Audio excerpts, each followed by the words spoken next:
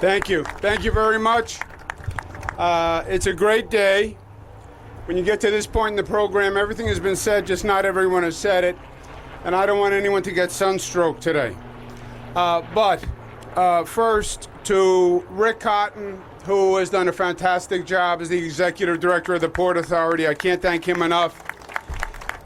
Gary LaBarber, Jeff Linford, and all the people from the port, Patty Ornst, Delta Airlines, Jane Garvey, LaGuardia Gateway Partners. I want to thank you very much for really working outside of the envelope. This has really been an extraordinarily difficult project, and Delta and LaGuardia Partners have been fantastic.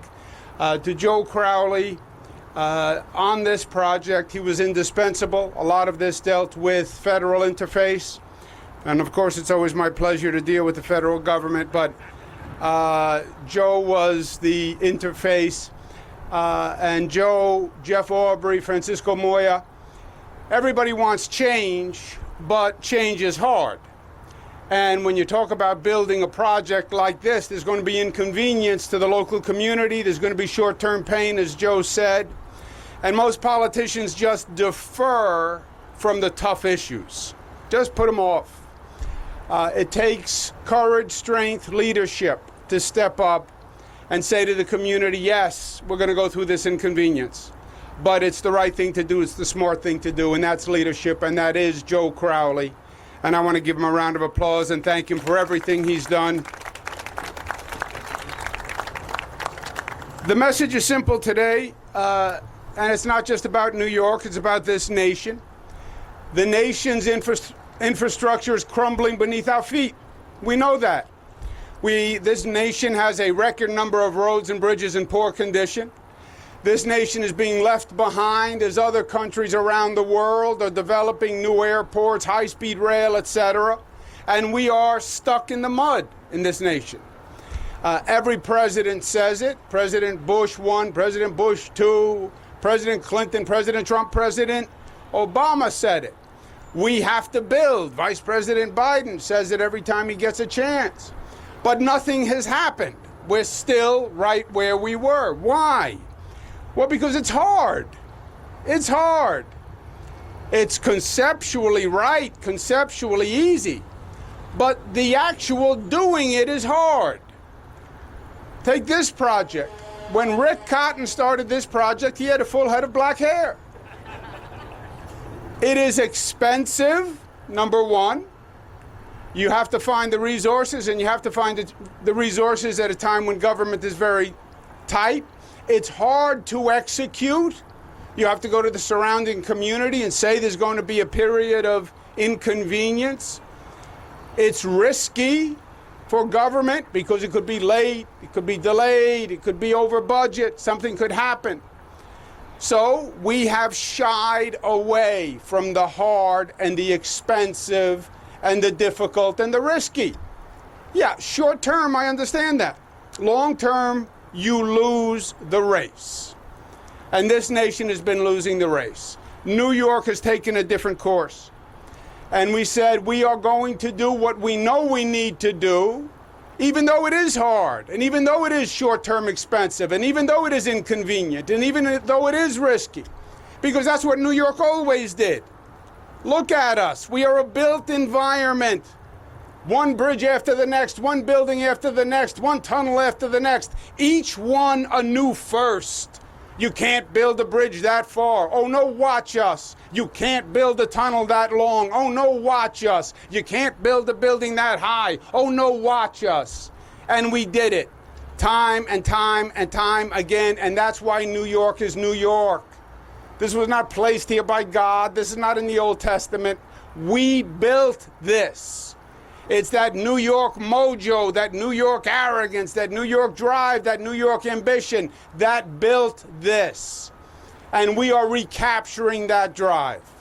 Now, LaGuardia is the epitome of hard. And that's why for many years, all you saw, as Rick said, using those technical professional terms, Band-Aids and a hodgepodge.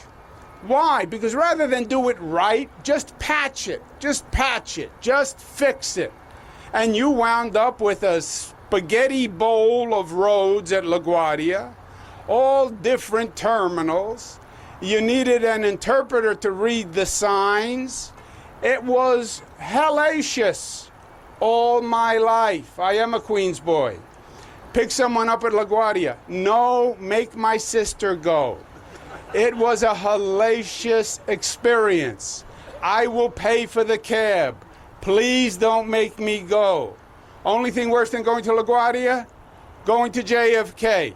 I don't want to go. All my life. And everything was a Band-Aid approach. We said, we're going to do it right. We're going to start with a blank piece of paper. We're going to start with a blank slate. And yes, it's going to be hard, but we're going to build a state-of-the-art airport. First, as Rick said, in 25 years in this nation. How can that be? You fly all over the world and airports are the new front door, and this nation hasn't built one in 25 years. What a damning commentary. And this one is one of the hardest ones to build. It's a very small site. It's basically a postage stamp. You have to build it while you're operating it. It was already over max. We're now seeing record number of flights in the midst of the construction. So everybody said it can't be done. And we said it can be. And it is being done. This flyover is going to make a dramatic improvement already on the traffic.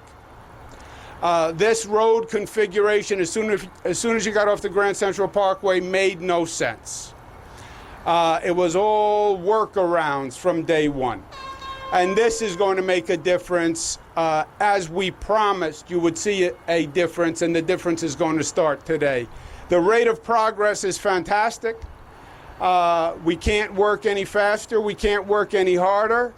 Congratulations to the men and women of labor who are doing the impossible once again.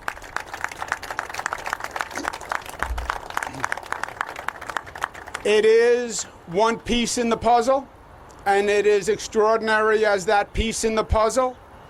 But as the puzzle comes together, it's going to be even more impressive. Because this is a new LaGuardia airport.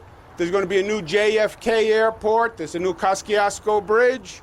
Kosciuszko, actually. But I don't want to get into a pronunciation debate until we actually have to open the second lane of the Kosciuszko Bridge. New Penn Station, $6 billion renovation of the Long Island Railroad, new airports in Rochester, Syracuse, Albany, Plattsburgh. It all comes together.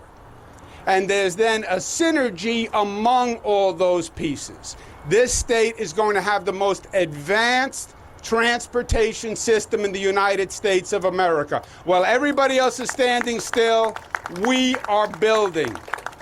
We are building. This airport is not just going to be new and easier to navigate. It's going to have an air train finally, so you can get to Manhattan. Thanks to Jeff Aubrey for stepping up on that legislation, Jeff. It's going to have a high-speed ferry. It's going to have more parking than ever before. So it is going to be a totally new and better airport. And when you put it together with everything else we're doing, we are going to take, in some ways, advantage of the void in this country, and we're going to show them how to build and how to lead once again. Because that is New York's role. We are the most progressive, we are the leaders, we do it first, and we let the other states emulate what happens in New York. That is the New York way. We had a $100 billion plan over 5 years. Next year, I want to increase it to the largest development program in the United States of America, $150 billion, to build on what we're doing and to make New York better than it has ever been. Thank you, and God bless you.